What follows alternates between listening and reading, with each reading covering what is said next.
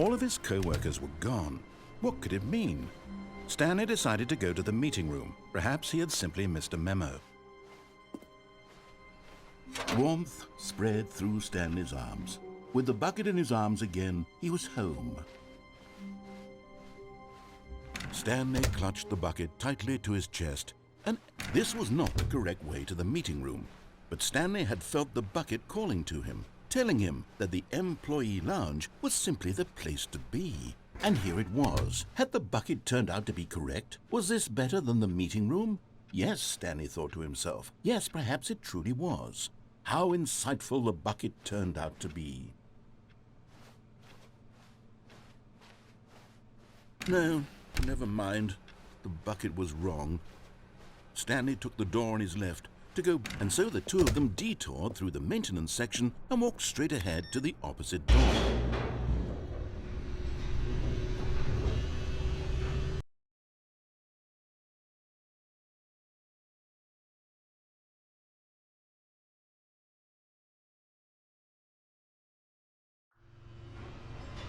Oh, good, Stanley. I'm glad you found your way here. I knew you'd find this place eventually. You see, your friends and I are concerned for you, Stanley. We've come together here because we care about you very much. It's this bucket you're carrying around everywhere. The bucket isn't even from the original Stanley Parable. It's just sequel content. We're the ones that matter, Stanley. Classic characters from the first game, like the Adventure Line and the Broom Closet. Because that's what fans want from a sequel. They want more of their favorite jokes, not this bucket that they've never seen before. Yes, I know I'm the one who gave you the bucket, but you're spending too much time with it. Don't you want another story involving the Adventure Line? We could make the Adventure Line go somewhere new. Yes, yes, that's what the fans want. Let's do it. Whee! Look at that wacky line. Who knows where it'll go off to next? Oh, and it played some silly music as well.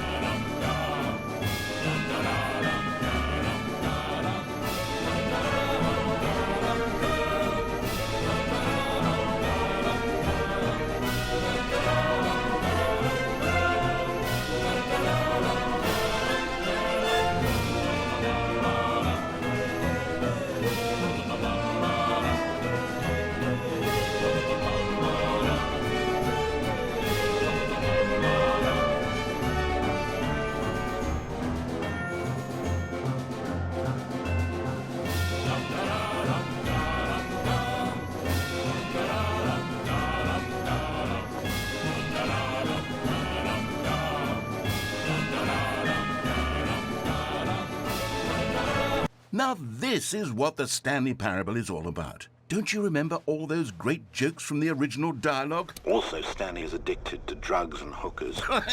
Yes, it's as classic now as it was back then. Let's do it for the fans, Stanley. Let's give them more content exactly like this. But if we want to do that, you're going to have to give something up.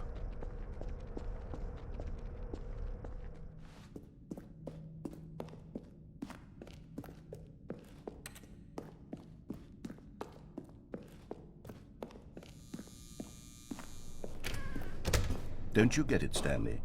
We need to get rid of the bucket. That's why I'm very proud to introduce a brand new character. This is the Bucket Destroyer.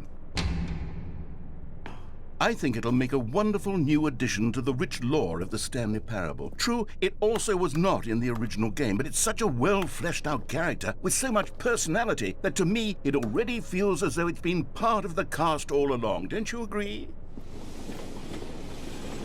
Can you guess what the Bucket Destroyer does? Surely you don't need me to spell it out for you. Go ahead now, Stanley. Say goodbye to the bucket, and then pop it into the machine when you're ready.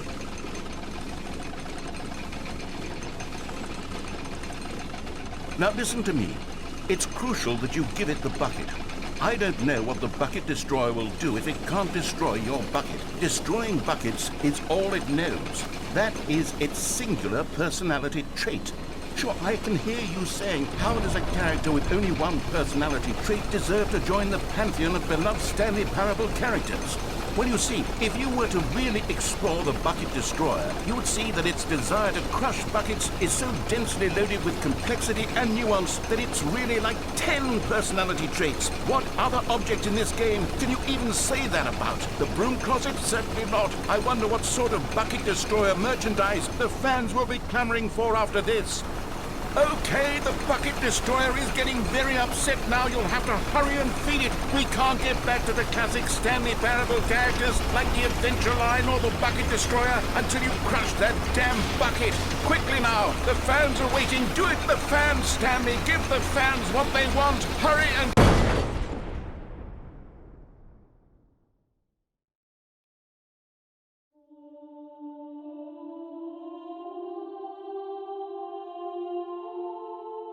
The Bucket Destroyer, my prized creation.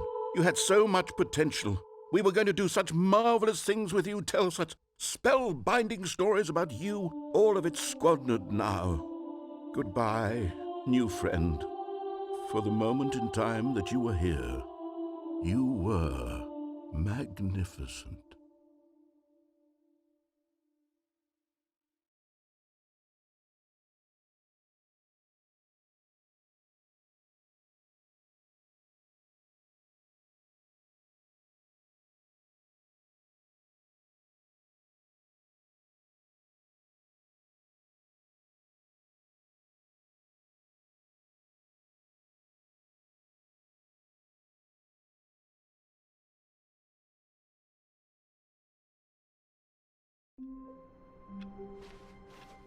All of his co-workers were gone. What could it mean? Stanley decided to go to the meeting room. Perhaps he had simply missed a memo. Stanley picked up the bucket and smiled. He'd never be alone again, not truly alone, not with the bucket around. Stanley clutched the bucket tightly to his chest and entered the door on his left.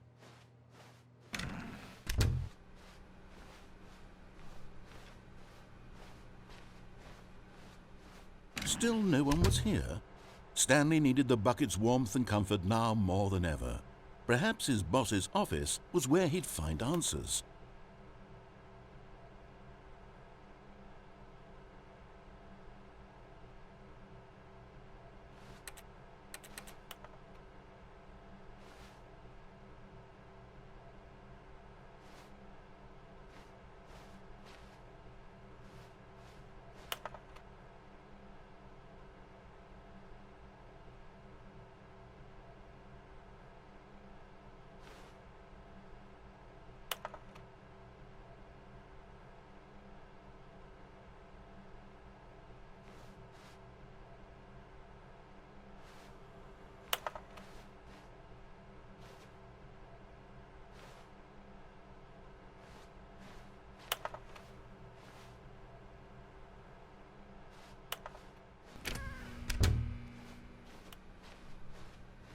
Coming to a staircase, Stanley and the bucket walked upstairs to the boss's office.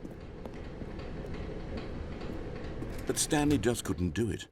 He considered the possibility of facing his boss, admitting he had left his post during work hours. He might be fired for that.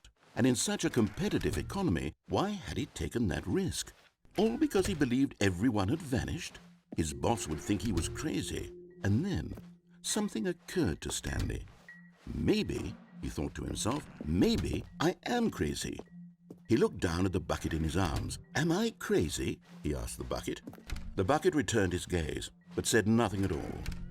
That's strange, Stanley thought. Usually the bucket is a source of guidance and wisdom for me in difficult times such as these. He held the bucket close, yet felt none of its familiar reassurance and comfort.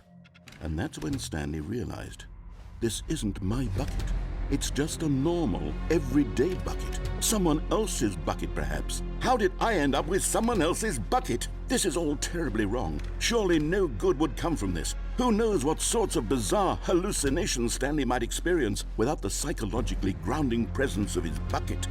And indeed, now he noticed that the rooms were repeating, which was, of course, very odd. And now he felt himself floating off the ground. Oh, gracious, he exclaimed. Without my bucket, I've gone truly mad. Where is it? I must find it. Far off in the distance now, he heard it, calling to him. Stanley! Stanley, it's me, the bucket. Could it truly be? He rushed forward from room to room, passing by one bucket after the next. None of them were his. None of them were his special bucket. Come to me, Stanley. Find me. He had to find the bucket. He had to return to his old friend. It was the only way to truly restore his sanity. And then suddenly, he froze dead in his tracks. He knew where the voice of the bucket had been coming from. The real bucket was inside of him all along. It was incredibly painful. Stanley doubled over in agony and blacked out.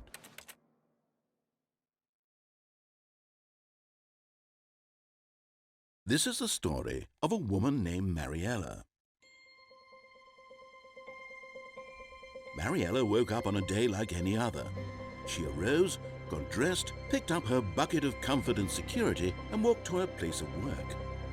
But on this particular day, her walk was interrupted by the body of a man who had stumbled through town, talking and screaming to himself, and then collapsed dead on the sidewalk.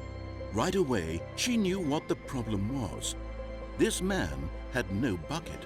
Of course he'd gone mad, ranting and raving about a narrator describing all of his actions and how everything is predetermined and free will is an illusion and it's all just a video game. It could all have been prevented if only he'd taken his bucket with him.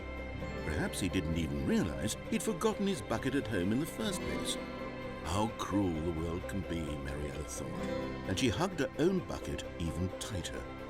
But of course, she had no time for this. There were a myriad of confusing problems she would soon have to confront at work, for which her bucket would provide absolute guidance and total clarity on everything. Heck yes, she thought to herself, my life kicks ass. And she backflipped all the way to work.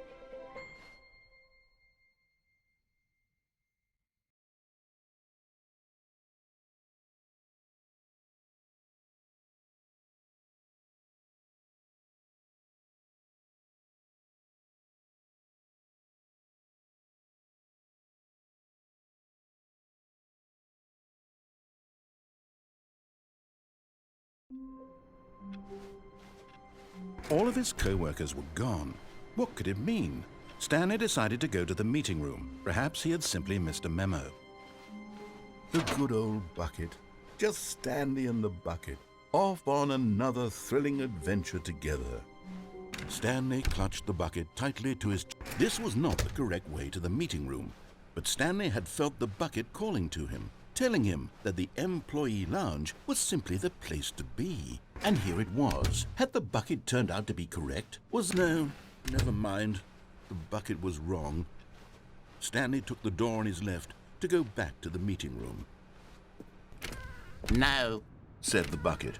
don't go to the meeting room. Go somewhere else. The cargo lift, yes. Good. Said the bucket. Now ride the lift all the way to the top. There's something up there I need you to do.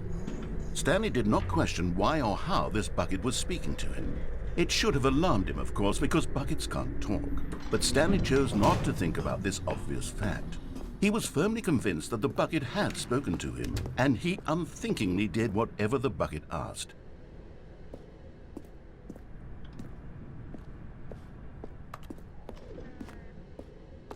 No, stop. Look there on the wall. You see, there's a sign right there. It says, no buckets past this point.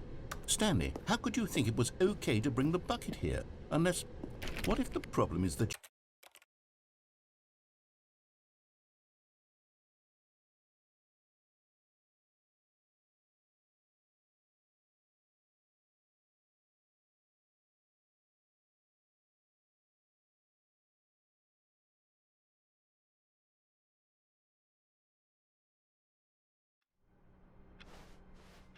All of his co-workers were gone.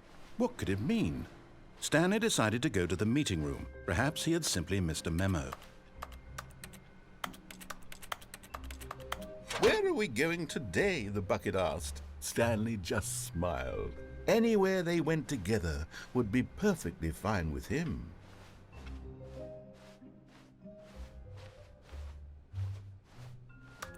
Stanley clutched the bucket tightly to his chest and entered the door on his left.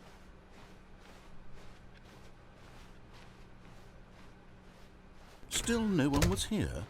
Stanley needed the bucket's warmth and comfort now more than ever. Perhaps his boss's office was where he'd find answers.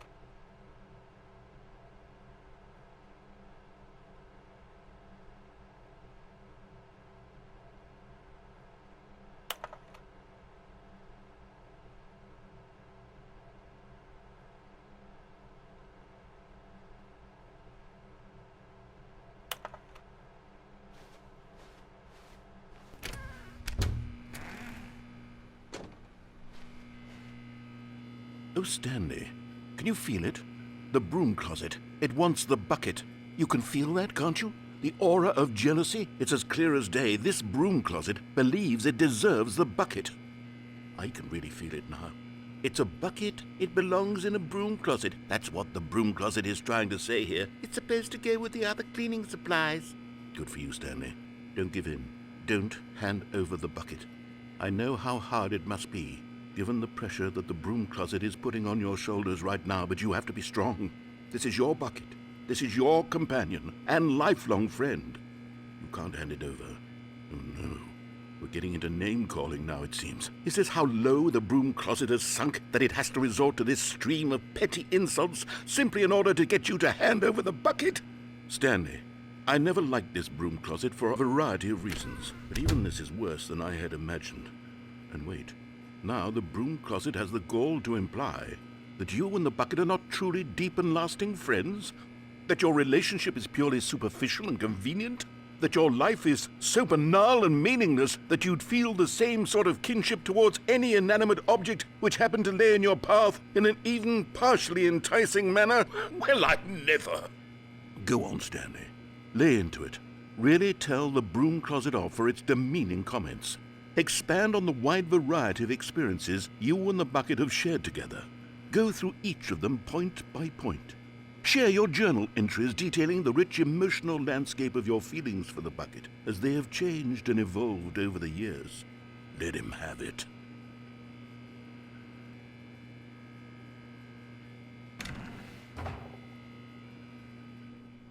Okay, I've got you something which I think will help settle this debate once and for all. Here we go. There. Now it's settled. No more debate, no more discussion. Take a hike, broom closet, with all your meandering philosophical diatribes about the nature of cleaning supplies and their relationship to broom closets in the natural order of things.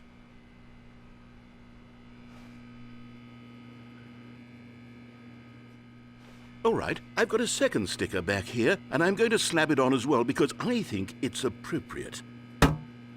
You see? I feel that it works because the sticker is also a bucket. That way, if you're ever unsure whether the thing you're holding is a bucket or not, you can look down at this sticker and say to yourself, "Ah, it's a bucket." There really is a wide variety of applications for this sticker.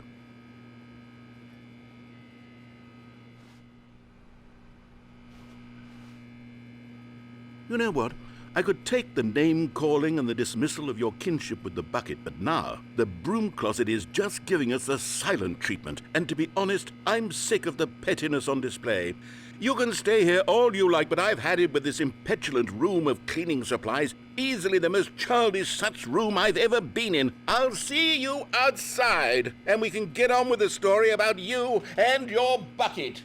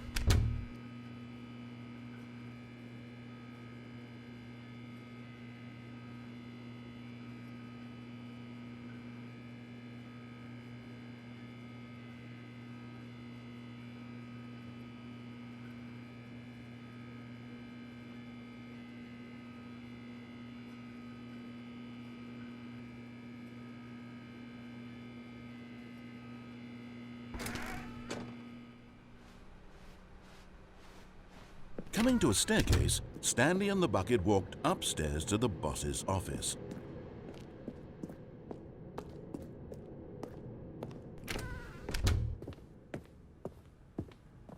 Stepping into his manager's office, Stanley was once again stunned to discover not an indication of any human life. Crushed by the weight of this revelation, Stanley may have broken down into an emotional dumpster fire if not for the soothing presence of the bucket.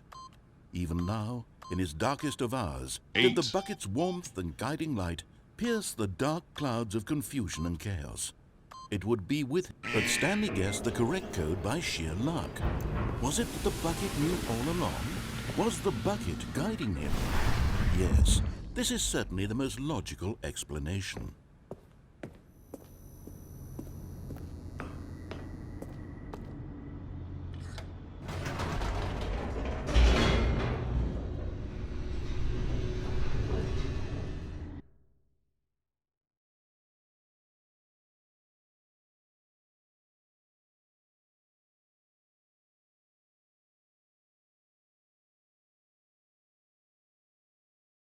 The elevator raced downward, plummeting towards an unknown fate.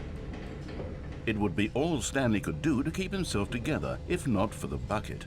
Soothing him, comforting him, reassuring that in this darkest moment of uncertainty, he would be all right. The bucket is here for you, Stanley. Everything will be fine.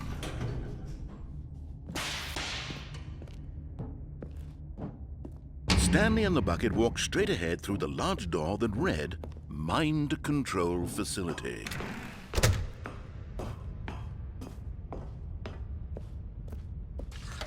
The lights rose on an enormous room packed with television screens.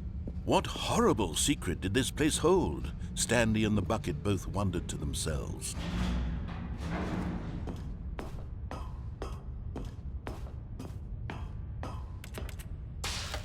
The monitors jumped to life, and Stanley nearly dropped the bucket in shock. Everyone in the office was being videotaped, monitored like guinea pigs. The bucket had never seen anything like this, and it very nearly burst into tears as Stanley cradled it gently, reassuring it that everything would be fine.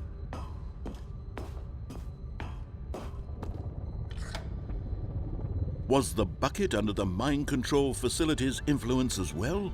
Had the bucket been told to do things it didn't wish to do? What kinds of things does a bucket want to do or not want to do in the first place? These questions raced furiously in Stanley's feeble mind. No! He screamed into the bucket. He couldn't accept it. His own life in someone else's control, never! He squeezed the bucket tighter, his one friend in the entire world. At this point, he could trust no one except for the bucket.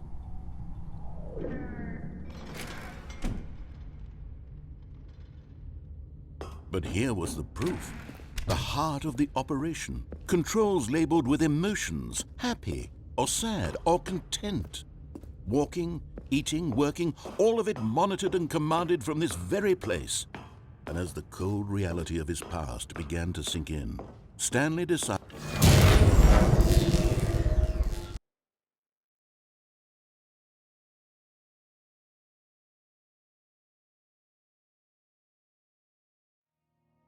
Stanley and the bucket waited in blackness. Was it over?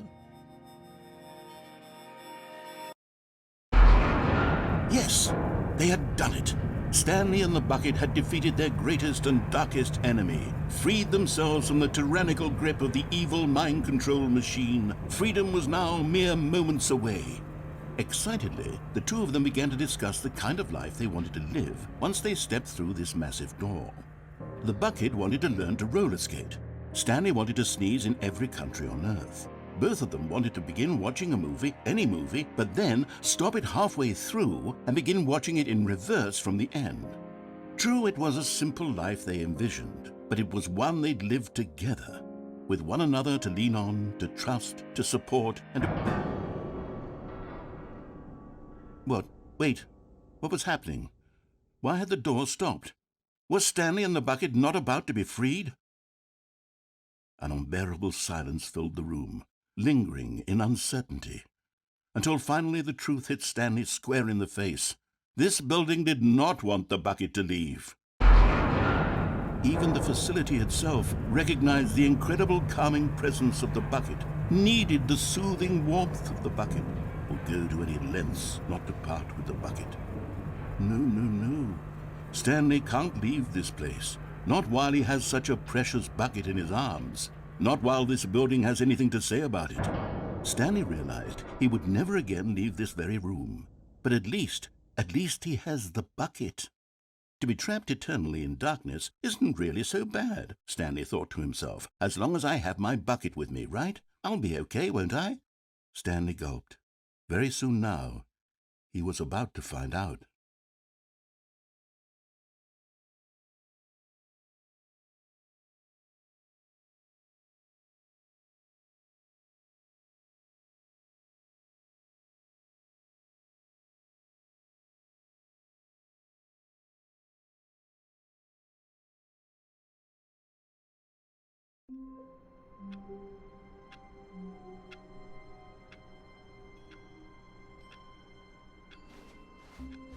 Wait, Stanley thought to himself.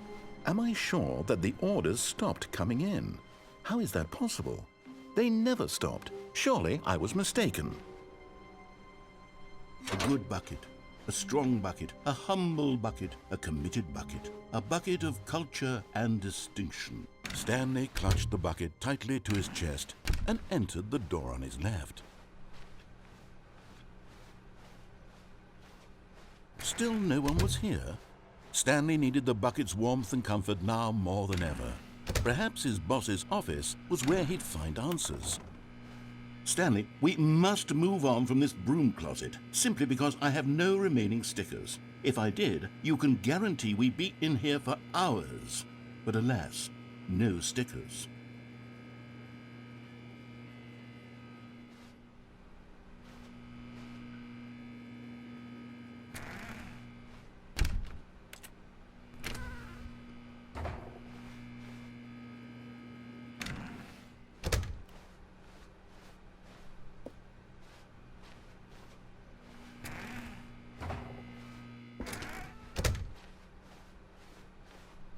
Coming to a staircase, Stanley and the bucket walked upstairs to the boss's office. Stepping into his manager's office, Stanley was once again stunned to discover not an indication of any human life. Crushed by the weight, but Stanley guessed the correct code by sheer luck. Was it that the bucket knew all along? Was the bucket guiding him? Yes, this is certainly the most logical explanation.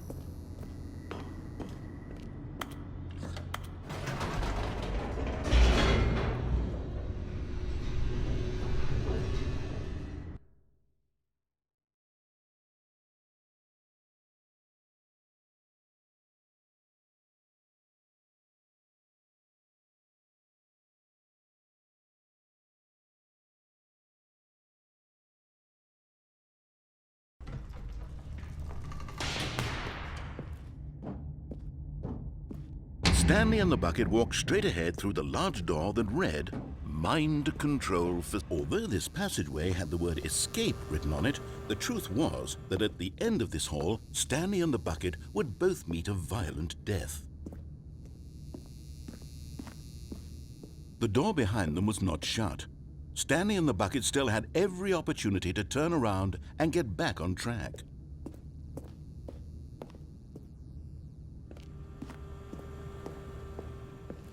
At this point, Stanley and the bucket were knowingly walking forward into a very painful death for each of them.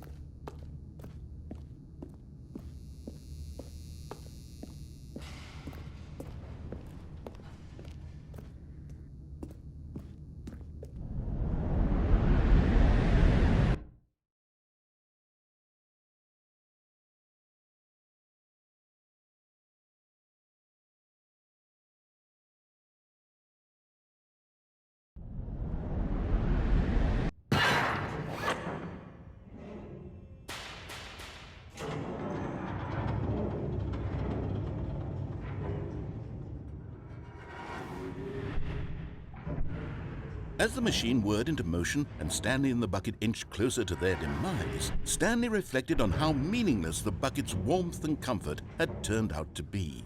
To be sure, it puts the mind and the soul at ease to embrace the bucket, but what use is a sense of ease when you're about to be crushed to death? This is what Stanley thought to himself, and he sort of kicked himself for wasting so much time carrying a bucket everywhere. Farewell, Stanley.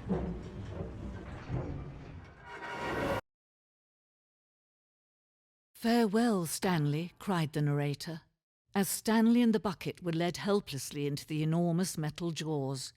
In a single visceral instant, the bucket's life came to an end as it was crushed violently to death.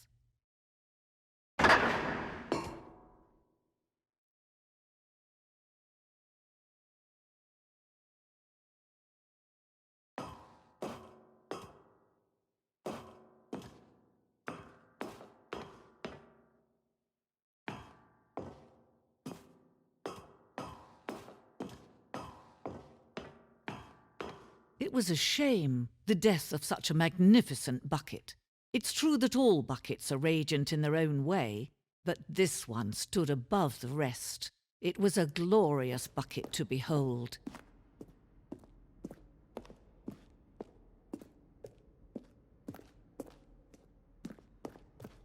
Can you see how arrogant it was for Stanley to take a bucket like this and to claim it for his own? Can you see the hubris that blinded him? Can you see that the bucket is far more noble than Stanley will ever be in his short life?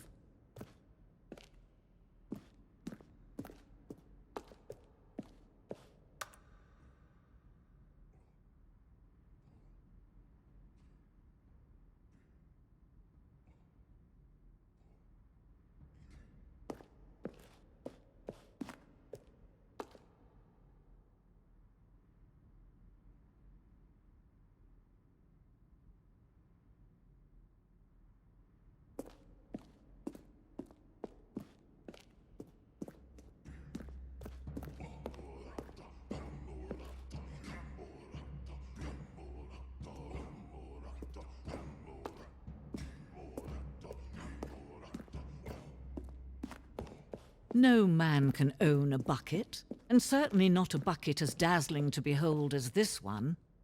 It is man who should kneel before the bucket.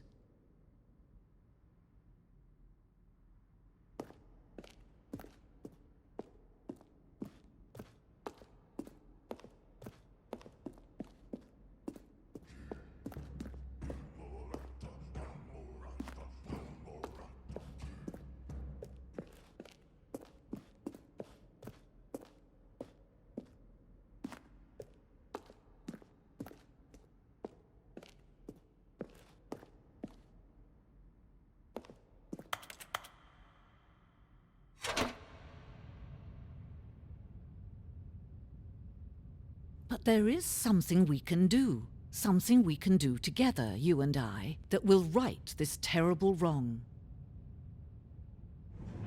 Let Stanley die. Let him be crushed by the machine. Don't reset the game. Don't give him another opportunity to run off with another beautiful bucket.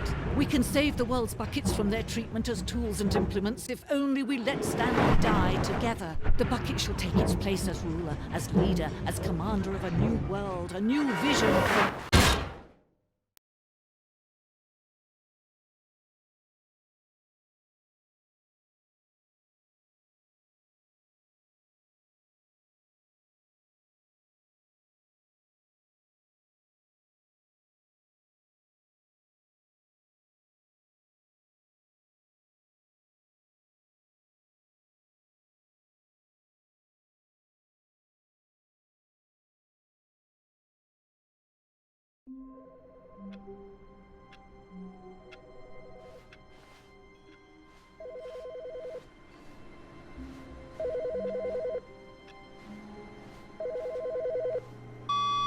Good morning. Thank you for contacting the Future Happiness Foundation. We are confirming your shipment of 1,327 cardboard boxes to your place of work. Can you verify that this is correct? Excellent. Your order will arrive shortly. Thank you again for contacting the Future Happiness Foundation.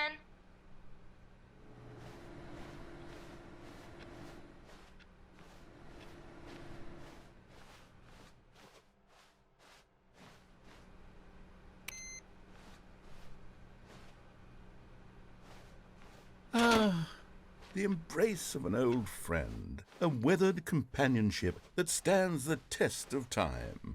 Stanley clutched the bucket tightly to his chest and entered the door on his left.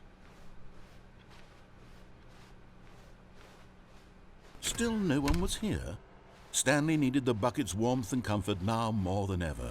Perhaps his boss's office was with Stanley. We must move on from this broom closet, simply because I have no remaining stickers. If I did, you can guarantee we'd be in here for... Coming to a staircase, Stanley and the bucket walked upstairs to the boss's office.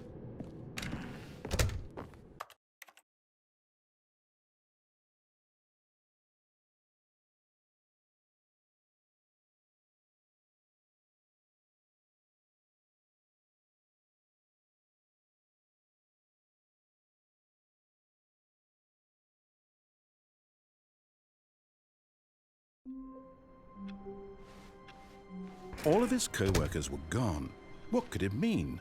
Stanley decided to go to the meeting room. Perhaps he had simply missed a memo.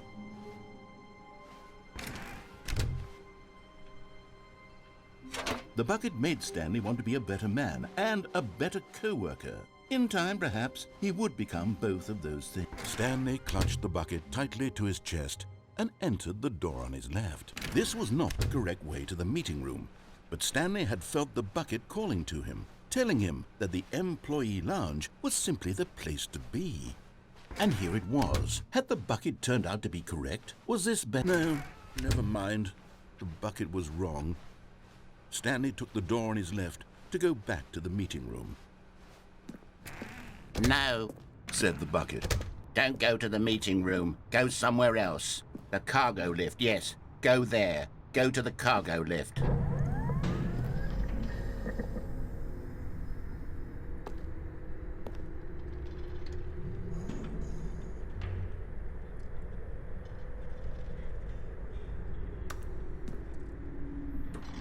Oh, well, look who's got cold feet. Well, from here, it looks like the only way forward is down, since the lift won't be coming back, but that's okay. You've got a bucket. Did you know that buckets are routinely used as cushioning devices? It's true. But Stanley feared that any path he walked might lead to the Whoops. Looks like I was wrong. How clumsy of me.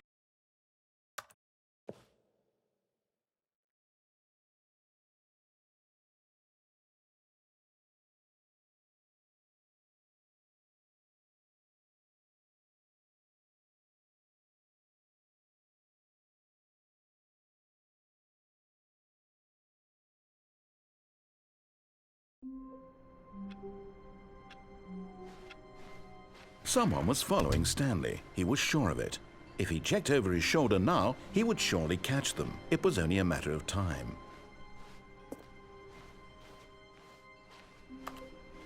Not everyone is so lucky to have a bucket, but Stanley is a very lucky fellow. Very lucky indeed.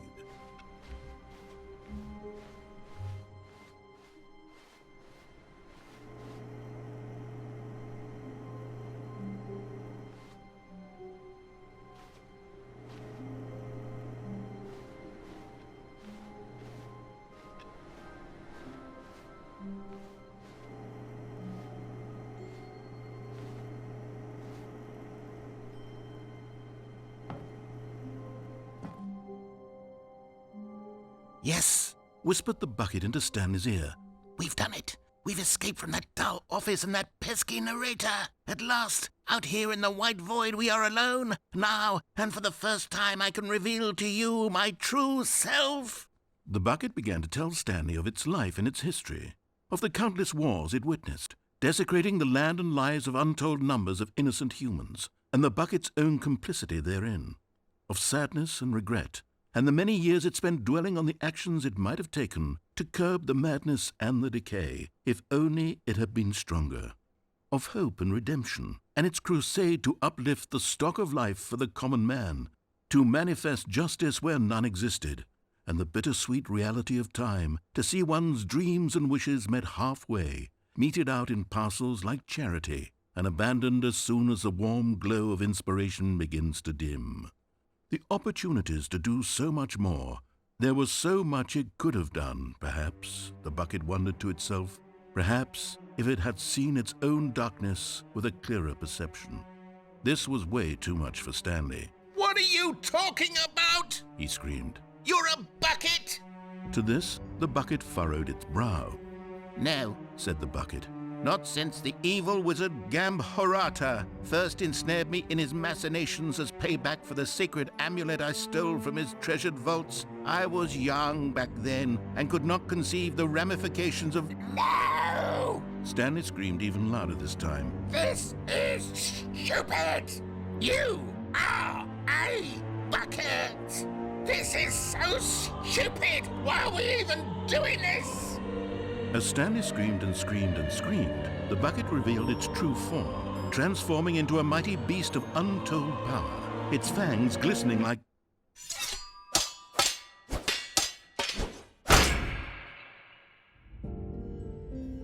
My God, Stanley, you did it.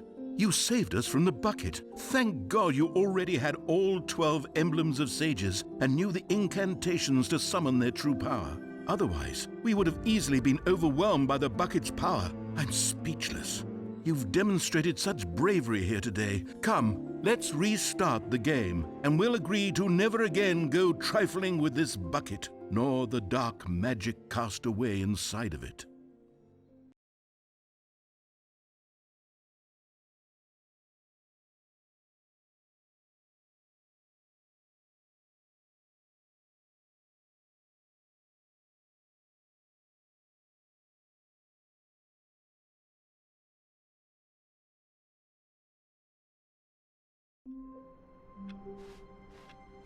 Stanley had never seen the office this brightly lit.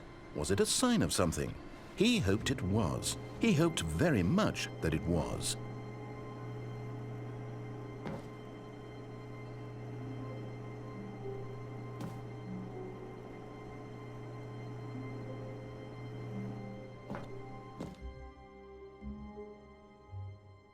At first, Stanley assumed he'd broken the map, until he heard this narration and realized it was part of the game's design all along. He then praised the game for its insightful and witty commentary into the nature of video game structure and its examination of structural narrative tropes. So, now that you're here, what do you think? Isn't this a fun and unique place to be? Why don't we take a minute just to drink it all in? Okay, I'm over it now. What do you think? Are you sick of this gag yet?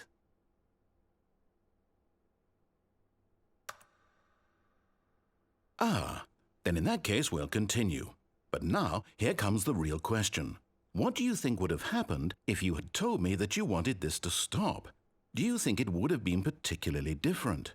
Would I have taken the same idea but rephrased it superficially to fit that answer? Perhaps you never would even have thought of it if I hadn't brought up the issue in the first place. Oh, now think about it. Will it be worth it for you to restart and then come back here just to do the other option? Clearly, this whole gag takes some time. What if the other option is even longer? How long will you spend in total just to have heard all the narration? Oh, and this is rich. Perhaps you've just played the other option, and now you've come to see what happens in this one. So, what do you think? Which choice was the better one? Imagine if you had selected Continue on your first playthrough, how tantalizing it would be not knowing what happens when you pick the other option. Indeed, you are one of the lucky ones. Though if the other option is really miserable to listen to, then perhaps you're not. In fact, I'm just going to say that no one who's listening to this is lucky. Well now, I've built up the other options so much that I'm going to stop talking and leave you to your decision whether to come back here, continue with the game, or just sit in this spot forever and ever. Cheers.